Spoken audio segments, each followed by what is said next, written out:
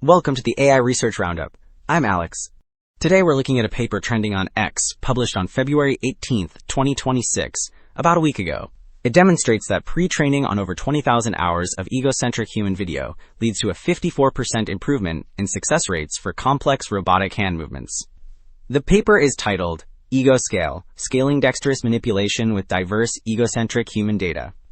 And as we'll see in the figures later, the scaling laws discovered here are really promising for the future of robot learning. Figure 1 illustrates the full EgoScale pipeline, which operates in 3 key stages. On the far left, the pre-training phase leverages over 20,000 hours of egocentric human videos to learn general motion priors. Then, the middle panel introduces a mid-training step, using just 50 hours of human data, aligned with 4 hours of robot play, to bridge the gap between human and robot embodiments. Finally, on the right, the post-training stage enables the robot to perform complex skills like injecting a syringe or using tongs, and even generalize to unseen tasks like folding a shirt. While diving deeper into the system, Figure 2 details the data collection rig and the model architecture. On the left, the human operator wears head-mounted cameras, wrist trackers, and gloves to capture precise motion data that aligns with the robot's own perspective. Then, the right panel breaks down the network itself. It uses a pre-trained vision language model to process instructions like iron the t-shirt, which feeds into a diffusion transformer action expert to generate the final robot joint angles. So, with the architecture defined, Figure 4 presents the main experimental results across 5 dexterous tasks. The left chart tracks the task completion score, which awards partial credit, while the right chart measures the strict success rate. The red bars represent the full EgoScale approach, combining large-scale human pre-training with aligned mid-training, and they consistently dominate across the board. For instance, looking at the average success rate on the far right of the second chart, the full method achieves 56%, whereas the striped bars for the no pre-training baseline barely register at 2%. This huge gap confirms that human video data provides a critical foundation for complex manipulation.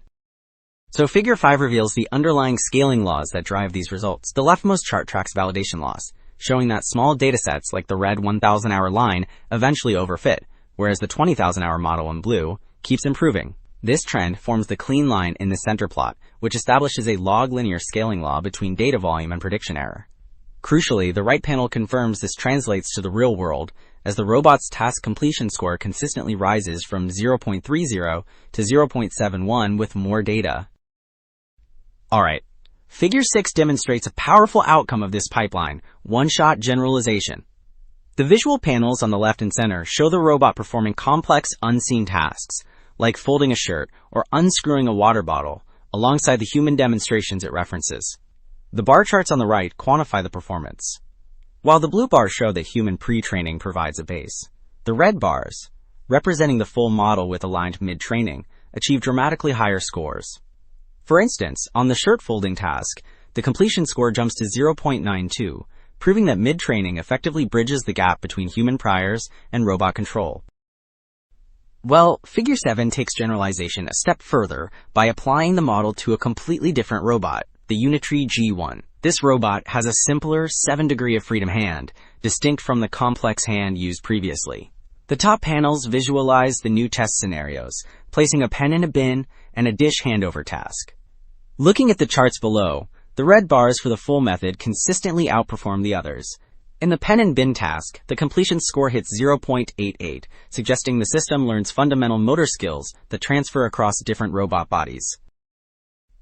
To understand the scale behind these results, Figure 10 breaks down the 20,000-hour human dataset. The top left word cloud highlights a vast object vocabulary, including screws and cardboard boxes, while the adjacent pie chart shows that retail and fashion are the primary categories.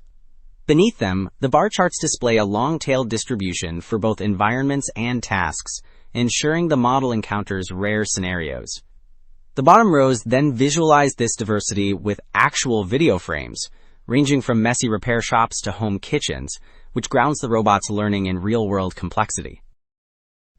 Wrapping up, this research establishes that human video is a scalable fuel for robot learning. It reveals a log-linear scaling law, where increasing human data directly improves dexterity. This implies we can unlock physical intelligence by tapping into massive human video libraries, rather than relying solely on expensive robot teleoperation. That's it for this episode of the AI Research Roundup. I'm Alex. Thanks for listening.